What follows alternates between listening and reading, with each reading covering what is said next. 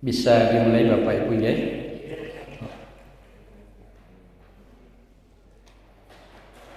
Baik. Bismillahirrahmanirrahim. Assalamualaikum warahmatullahi wabarakatuh.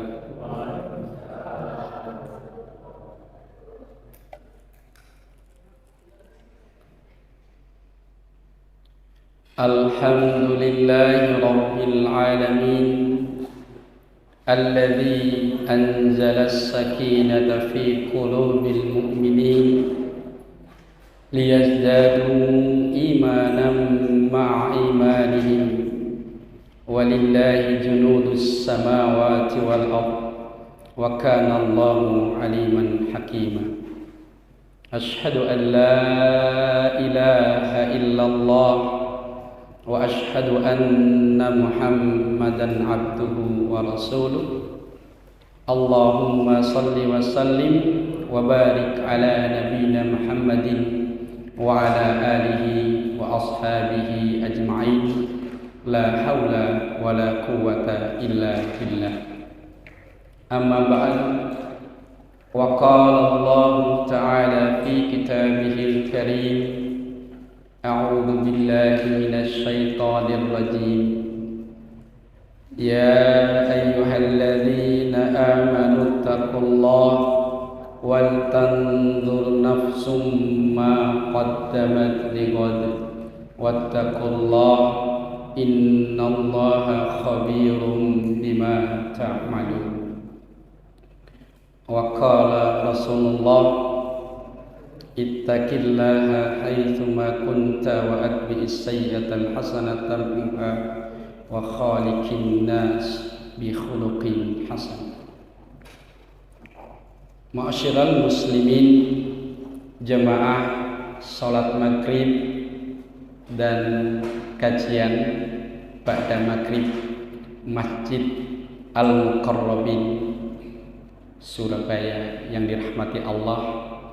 Pertama dan yang paling utama, marilah kita selalu dan senantiasa bersyukur kepada Allah atas segala limpahan nikmat karunia Allah Ta'ala yang hingga detik ini Allah masih limpahkan kepada kita sekalian.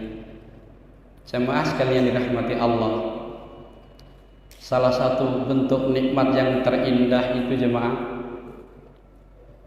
yaitu nikmat yang berupa iman Islam masih melekat dalam diri kita jemaah, dan kemudian kita masih bisa melaksanakan ibadah kepada Allah dengan nyaman, dengan khusyuk, dengan gembira, dengan senang hati. Maka itulah nikmat yang terindah. Itu yang terbaik jemaah. Yang diharapkan oleh semua itu jemaah, ibadah, bisa beribadah kepada Allah dengan baik, khusyuk ibadahnya kapanpun, maka itulah kita itu termasuk nikmat yang terindah itu. Oleh karena itu, manakala kita masih Allah berikan kesempatan untuk beribadah kepada Allah, kita taat kepada Allah dan kita bisa nyaman melaksanakan ibadah itu, perintah Allah itu, kita harus betul-betul bersyukur. Kata Ibnu Qayyim Al-Jauzi, beliau pernah berkata, as-sana'u 'alan ni'ami wa mahabbatuhu wal 'amalu bit-tha'ah. Orang yang dikatakan mensyukuri nikmat Allah itu jemaah, yaitu orang yang memanfaatkan nikmat itu dengan baik, menjaga nikmat itu dengan baik, kemudian nikmat itu diaktualisasikan, dilaksanakan untuk ketaatan kepada Allah Ta'ala. Maka itulah orang yang benar-benar bersyukur. Maka kata Nabi dalam hadis riwayat yang lain, as-syukru yakunu bil qalbi. Hendaklah orang yang bersyukur terhadap nikmat Allah itu harus berawal dari hati, jemaah. Dimaknai dengan hati bahwa semua nikmat yang Allah berikan itu, semua yang apa kita miliki itu adalah Allah. Diyakini oleh hati kita ini bahwa semua itu adalah Allah. Wabil lisan, kemudian dengan ucapan lisan kita, dibenarkan lisan kita, diucapkan oleh lisan kita. Wal jawarih, kemudian seluruh anggota tubuh kita juga ikut merasakan syukur kepada Allah Ta'ala. Walhamdulillah yakunu illa bil lisan. Dan orang yang berkata alhamdulillah itu, jemaah, bukan sepenuhnya bersyukur, Pak. Karena alhamdulillah itu illa bil lisan, hanya di lisan semata. Oleh karena demikian, jemaah sekalian, mari kita benar-benar bersyukur kepada Allah, Pak. Dan makna syukur itu adalah orang yang mau beribadah, taat pada Allah, semakin taat, semakin banyak Allah memberikan nikmat itu, maka semakin taat. Ya. Baik, jemaah sekalian berbahagia, hari ini saya diminta untuk menyampaikan materi dengan tema bahagianya orang yang membahagiakan. Jemaah sekalian berbahagia, saya ingin bertanya kepada panjenengan, apa ukuran panjenengan dikatakan bahagia, Pak? Saya tanya bapak-bapak sebelah kanan saya, Pak, panjenengan kalau dikatakan bahagia itu nopo, Pak? Saya mikir dulu. Apa, Pak? Tentram, hati merasa tentram, Pak. Oke. Saya yakin pasti standar bahagia seseorang itu berbeda, betul, Pak? Saya tanya di sebelah kiri saya, Pak, ukuran bahagia panjenengan itu nopo, Pak? Salah satu aja mewakili, Pak. Masih mikir juga. Saya tanya ibu yang belakang, Bu, ukuran jenengan dikatakan bahagia itu nopo?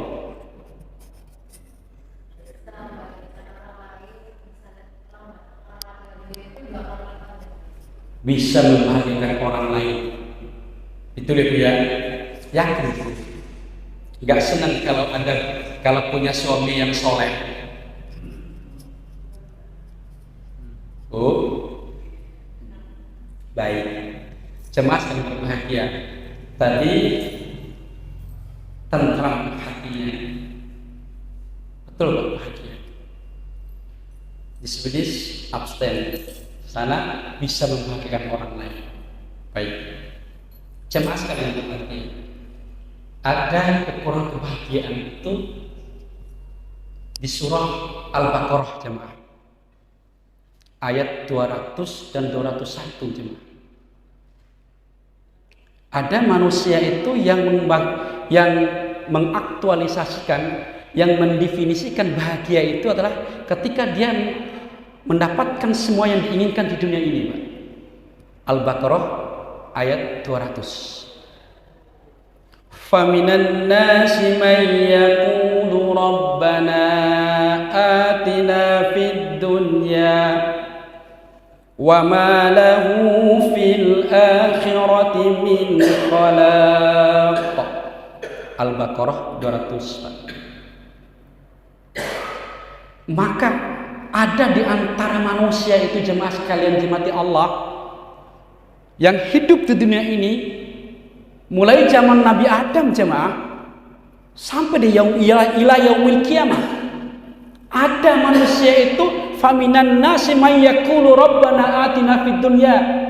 Manusia yang hanya berdoa kepada Allah, mohon pada Allah, ya Allah ya Rabb, berikanlah saya ini kehidupan dunia. Sampai di situ, Pak.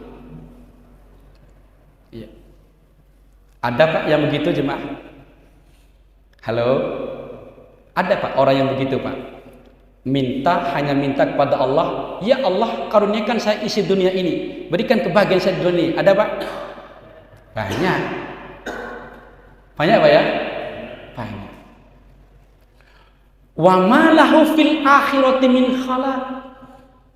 Tapi ingat Bapak Ibu semua yang berbahagia, mereka itu meminta kepada Allah kebahagiaan hidup dunia dalam versi dan ukuran mereka. Tapi ingat, wa ma lahu fil akhirati min khalaq. Mereka tidak akan mendapatkan apa-apa Pak di kehidupan akhirat. Maka kemudian jemaah sekalian berbahagia, ukuran kehidupan bahagia itu yang hakiki Pak. Tidak cukup Pak hidup bahagia dunia toh Pak. Betul Pak? Halo? Betul Pak ya? Nah hidup yang bahagia yang hakiki itu ayat selanjutnya jemaah. Al-Baqarah ayat 201. Wa minhum man yaqulu rabbana atina fid dunya hasanah wa fil akhirati hasanatan wa qina adzabannar. Jemaah sekalian dirahmati Allah, ada 3 ukuran bahagia Pak. Minta kehidupan dunia itu hasanah, baik, tidak cukup sampai di situ Pak. Minta juga kehidupan akhirat yang baik. Nggak berhenti di situ jemaah. Ada selanjutnya Pak, itu baru bahagia hakiki Pak. Waqina adzab, terhindar, terjaga dari siksaan api neraka. Itu orang yang bahagia. Hakiki betul itu. Diberikan oleh Allah, memberikan segalanya untuk dunianya. Ya. Tapi dunianya itu juga untuk kebahagiaan akhiratnya. Dan kemudian dengan bekal keduanya itu Allah ya, jaga dari siksa api neraka. Jemaah sekalian berbahagia. Ada enggak Pak orang yang masuk surga tapi melewati neraka dulu? Ada Pak? Banyak Pak. Banyak Pak. Saya tidak tahu, tapi insya Allah banyak itu mungkin tidak termasuk di jemaah Al-Muqarrabin insya Allah. Amin. Banyak Pak. Tapi juga ada orang itu yang masuk surga yang lewat Shiratal Mustaqim itu tidak harus mampir di neraka. Betul Pak? Ada. Maka orang yang tidak mampir di neraka itu jemaah, dia menikmati kebahagiaan hidup akhirat. Maka disitulah dikatakan orang yang mendapatkan kebahagiaan hakiki Pak. Hidup dunia baik, senang, hati tentram, ibadahnya baik, beramalnya luar biasa Pak. Ya. Maka akhirat itu dapat bahagia akhiratnya. Dan beliau ini kemudian tidak mampir di neraka, maka itulah kemudian kebahagiaan yang hakiki, jemaah yang berbahagia. Nah, jemaah yang berbahagia, ada cara untuk memperoleh kebahagiaan Pak, yang hakiki Pak, yang tidak harus mampir ke neraka. Mudah jemaah, mudah. Kita selesai ngaji ini sampai jam berapa Pak? Oh, pokoknya selesai nggak selesai Isya harus selesai Pak ya. Enak Pak kalau ngaji setelah maghrib itu Pak ya. Pokoknya selesai nggak selesai harus selesai Isya itu Pak ya. Saya kalau ngaji di Al-Ittihad Tandes itu ngajinya setelah sholat Isya. Itu setelah sholat Isya nggak langsung ngaji, nunggu dulu jemaah, ibu-ibu, bapak-bapak dari jemaah dari tempat lain. Kadang mulainya jam 8. Nah, bayangkan Pak, bisa selesai sampai jam 9:30 Pak. Tapi nggak ngantuk. Nah, saya lihat di sini, oh aman, alhamdulillah nggak ada ngantuk. Lek ngantuk yo, prosok Pak. Baik jemaah sekalian berbahagia. Ada jenis dan golongan manusia yang jemaah sekalian berbahagia. Orang yang Allah itu haramkan dirinya disentuh oleh api neraka. Dan itu ringan. Banget ringannya, Pak. Ada hadis Nabi dan sahih yang diriwayatkan, yang diambil bersumber dari Ibnu Mas'ud radhiyallahu anhu. Nabi berkata begini, jemaah. Orang yang diharamkan oleh Allah dirinya disentuh dari api neraka.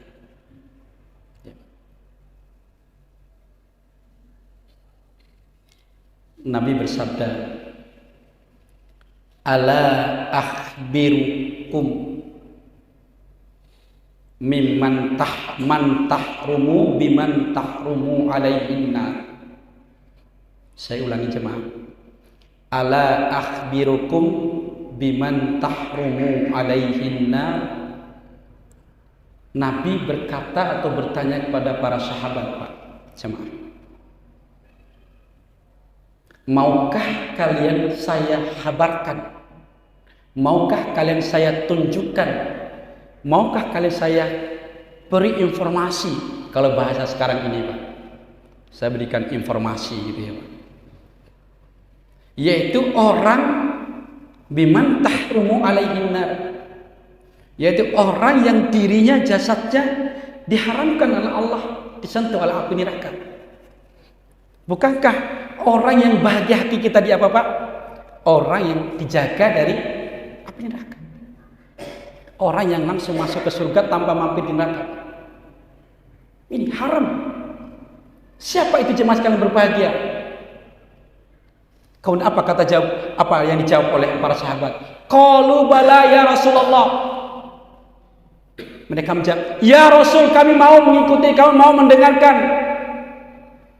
Kemudian Rasul menjawab, qala Nabi sallallahu alaihi wasallam, kullu hayyinin layyinin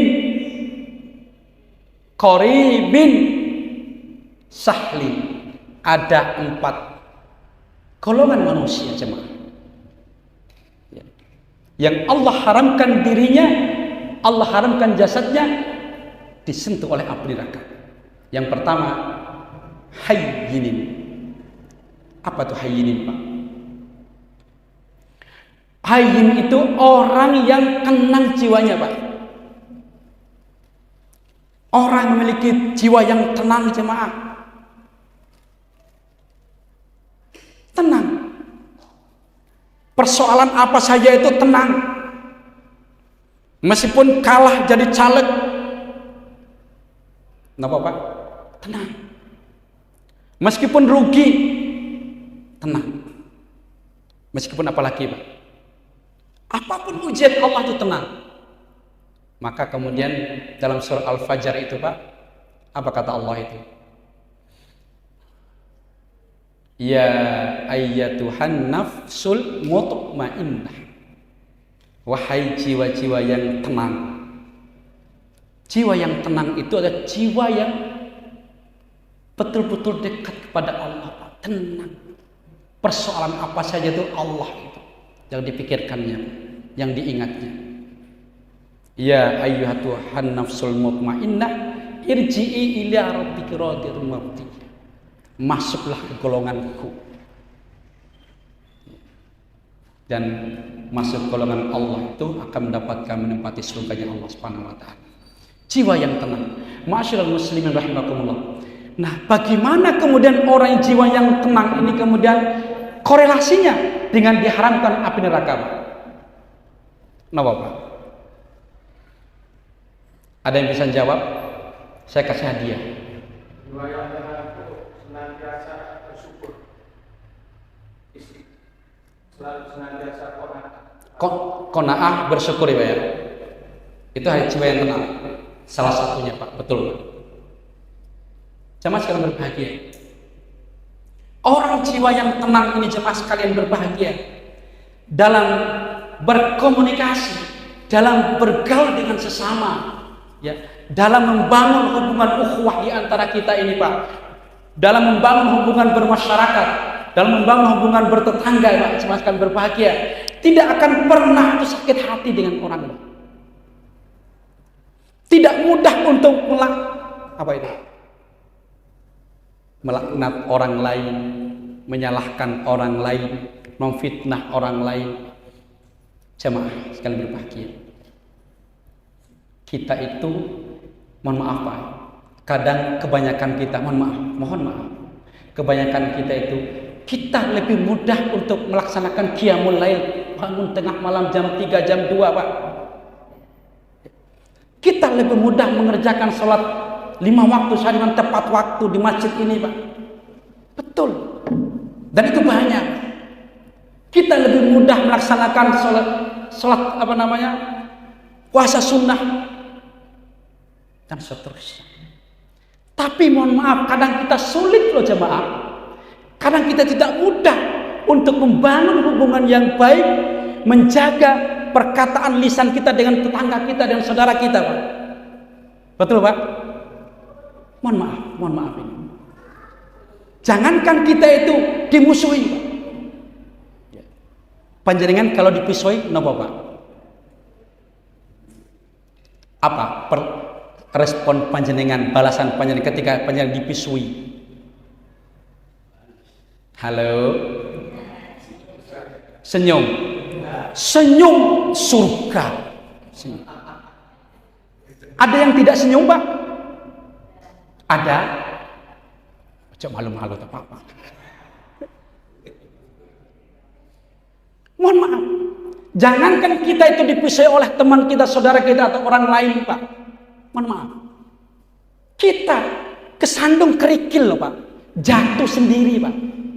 Kesandung kerikil, Pak. Jatuh sendiri. Apa yang kita ucapkan, Pak? Surabayaan. Benar tak sampai atau itu pas iling sampean? Gak yakin saya. Mohon maaf. Bahkan itu banyak orang tua, Pak. Anak muda, oke lah, anak muda. Orang tua main bola, nonton bola, Pak.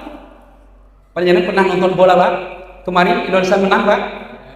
Oh, kalah. Nggak masuk, Pak. Hampir mau masuk, nggak masuk, nggak gol. Apa panjenengan katakan, Pak? Mau seolah orang astagfirullah, nggak yakin aku. Kalau ada penonton supporter bola nggak gol, habis mau gol, astagfirullah, masuk surga itu. Saya masukkan berbagi. Itu kita dalam berhubungan. Mohon maaf. Dan ada hadis Nabi, Pak. Panjang banget hadisnya itu. Banyak orang itu yang dikatakan bangkrut di dunia ini, betul Pak ya? Orang bangkrut dunia ini itu bukan bangkrut yang sesungguhnya, karena habis bangkrut dia menata kembali usahanya, berikhtiar kepada Allah, doa pada Allah, kemudian mungkin usahanya akan bisa bangkit lagi. Banyak Pak ya? Tapi ada orang yang sesungguhnya itu bangkrut, Pak. Apa itu yang dimaksud, Pak? Itu ada hadis Nabi. Orang yang dikatakan bangkrut yang sesungguhnya bangkrut itu bukan orang yang bangkrut karena habis berdagang itu rugi. Bukan itu, Pak. Rugi yang sesungguhnya itu, Pak. Orang yang rugi sesungguhnya itu, Pak, dan tidak akan bisa kembali. Apa itu, Pak? Orang yang datang menemui Allah Ta'ala, jemaah sekalian, berhadap sama Allah, menghadap Allah, ya Pak. Maka ada dua wajah manusia, Pak, ketika manusia itu berhadapan dengan Allah Ta'ala, Pak. Surah Ali Imran, dan ada di surah Al-Ghasyiyah, ada di surah Al-Qiyamah. Wujuhu yawma idzin nadhirah ila rabbiha nadhirah. Ada wajah yang ketika berhadapan dengan Allah, dengan hati dan rohnya, dengan Tuhannya, menampakkan wajah yang ceria, bahagia. Kenapa, Pak? Karena waktu dunia itu mereka itu beramal baik. Terutama, mohon maaf, beramal baik dengan sesama. Berbuat baik dengan sesama. Wa wujuhi yawma idzin basirah.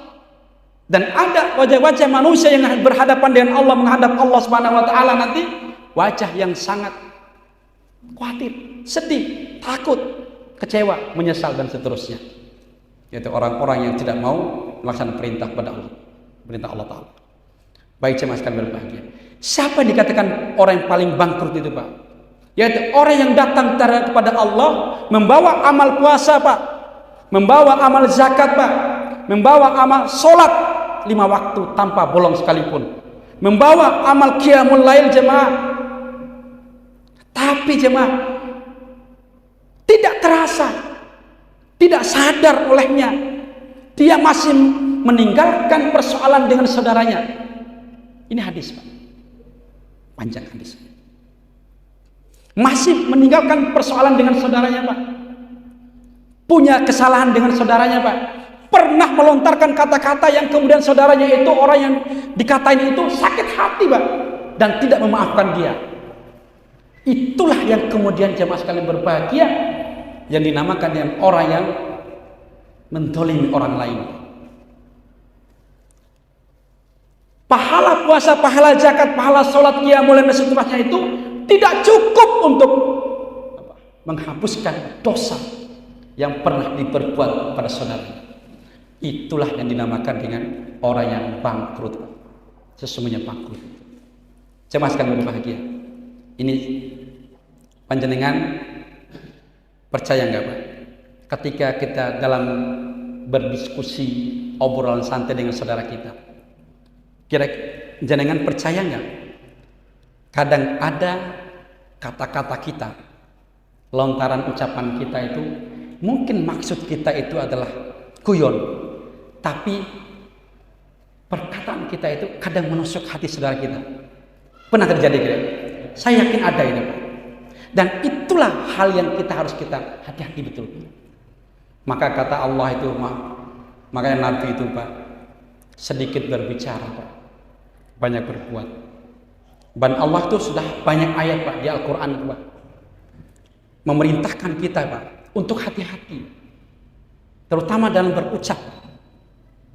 Ada di surah Al-Mu'minun, ciri orang yang mendapatkan keberuntungan, kemenangan di sisi Allah itu, ya, qad aflahal mu'minun alladzina hum fi sholatihim khashi'un walladzina hum napa, Pak? Walladzina hum 'anil lagwi mu'ridun. Dan dua loh, Pak. Pertama, orang yang khusyuk dalam sholatnya. Artinya kenapa itu sholat itu ditempatkan di yang pertama, Pak? Kan ini fondasi, Pak. Orang kalau sholatnya baik, orang kalau sholatnya benar, maka diharapkan berkorelasi dengan perbuatan dan perkataannya, Pak. Iya, jemaah sekalian berbahagia. Maka di ayat yang kedua, walladzina hum 'anil lagwi mu'ridun, dan orang-orang yang menjaga perkataan dan perbuatan yang tidak berfaedah, tidak berguna. Ma'asyiral muslimin rahimakumullah. Oleh karena itu jemaah sekalian berbahagia, mari kita jaga sholat kita ini betul, Pak. Kita tingkatkan sholat itu betul, Pak. Kita tambahin sholat ibadah kita dan qiyamul lail betul, dan ibadah sunnah, puasa sunnah betul, Pak. Tapi, Pak, jangan lupakan hubungan di antara saudara dan saudara kita ini. Jangan sampai kita itu melukai hati saudara kita, mudah mencaci, mudah menyalahkan saudara kita, mudah memfitnah dan seterusnya. Maka disitulah yang kemudian dosa yang tidak kita sangka. Betul ya, Mbak ya? Kadang kita tuh bicara itu tidak tahu apakah perkataan atau perkataan kita ini, kalimat kita ini menyinggung perasaan saudara kita, menyakiti saudara kita. Kita tidak tahu. Dan itulah yang bisa menjadi batu sandungan penghalang bagi kita, orang-orang yang beriman itu kemudian bisa masuk langsung ke surga. Hayyin, maka jadilah orang-orang yang hayyin, orang-orang yang tenang hatinya, orang yang tenang jiwanya, dan kemudian menjadi orang-orang yang tidak gampang untuk berbuat memfitnah dan seterusnya. Pak, jemaah sekalian berbahagia, panjenengan kalau berbicara dengan orang yang hayyin, yang tenang jiwanya itu, panjenengan Apa perasaan panjenengan, Pak? Senang? Pasti kan, Pak ya? Maka orang yang hayyin itu adalah orang yang menyenangkan orang lain, Pak. Bukankah Nabi itu juga bersabda itu? Ya. Apa itu namanya, Pak? Kita bersenyum itu adalah ibadah sedekah ya, Pak ya. Artinya apa, Pak? Senyum itu mengandung makna membahagiakan saudara kita, Pak.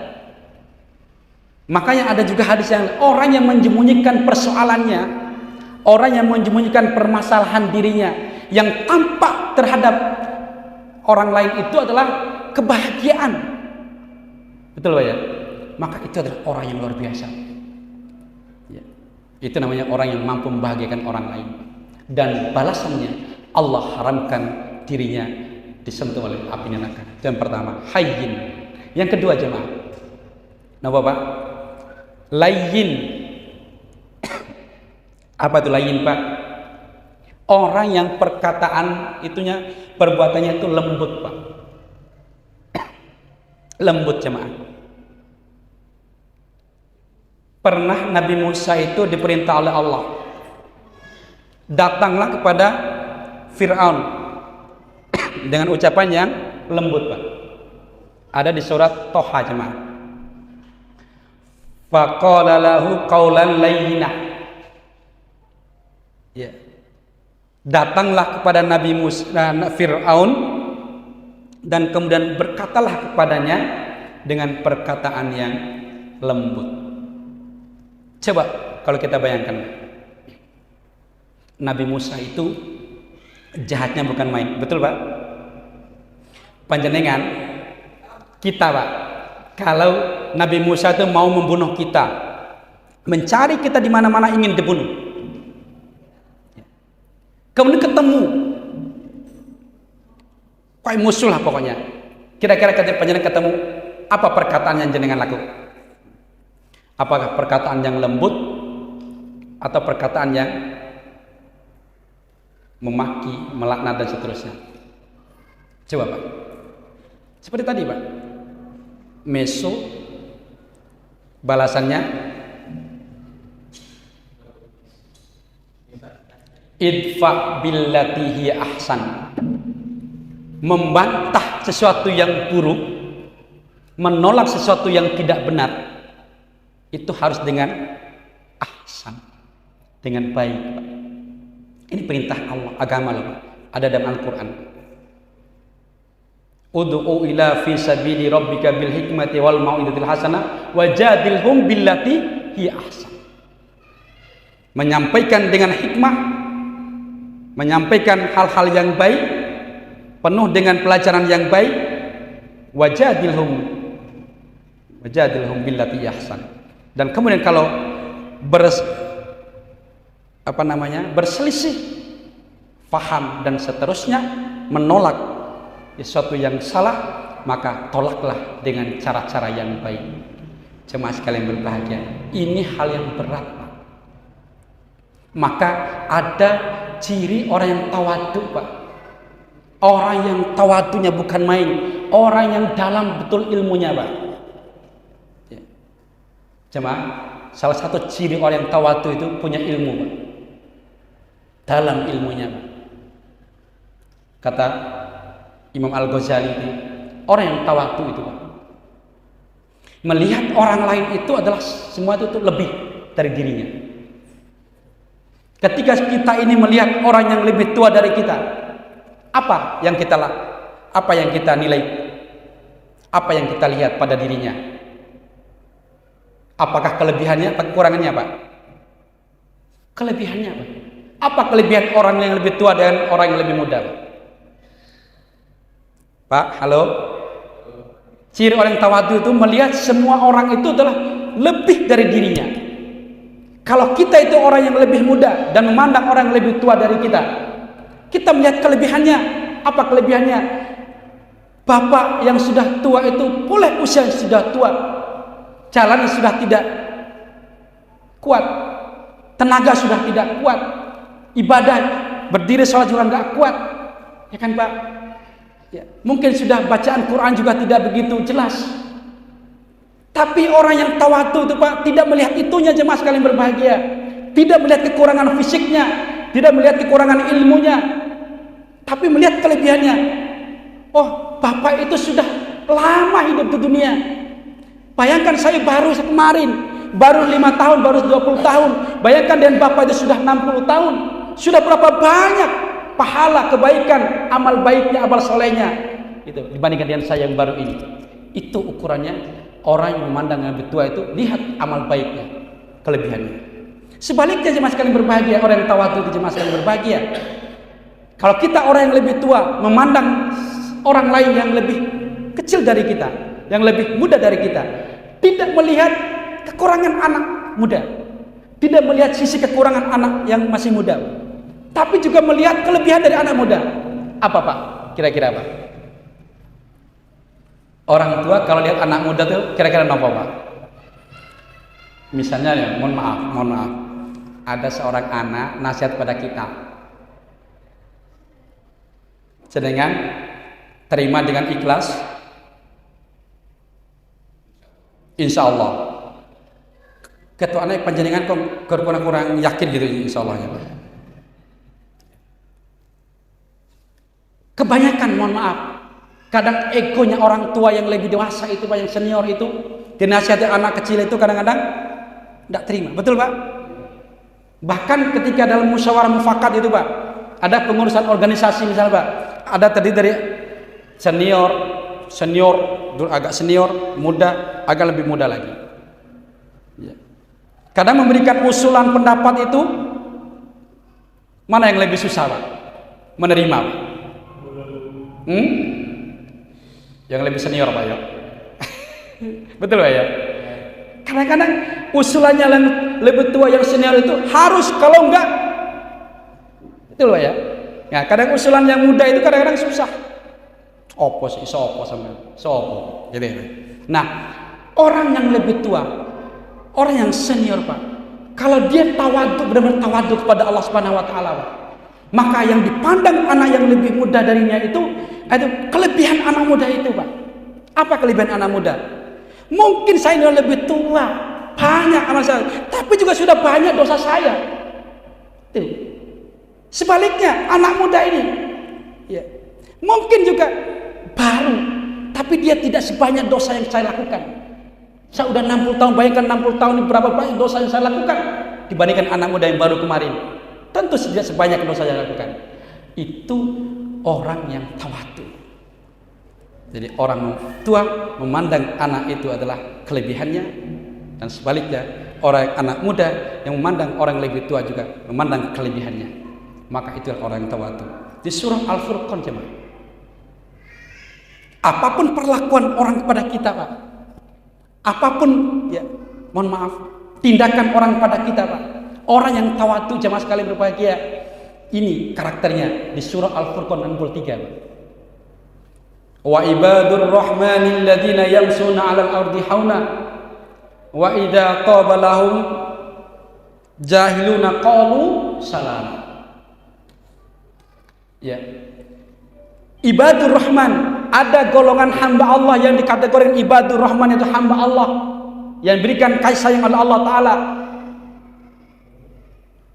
Alladzina yamshuna 'alal ardi hauna, yaitu orang-orang yang ketika berjalan di muka bumi ini jemaah, dia memakai baju apapun, membawa pangkat dan jabatan apapun, dia sama saja di hadapan Allah tawadhu. Itu tawadhu. Dan ketika orang jahil, orang lain bermusuhan dengannya, orang lain maksudnya menjahil dia, orang lain melukainya, orang lain memusuhinya, apa yang dikatakan olehnya? Qalu salama.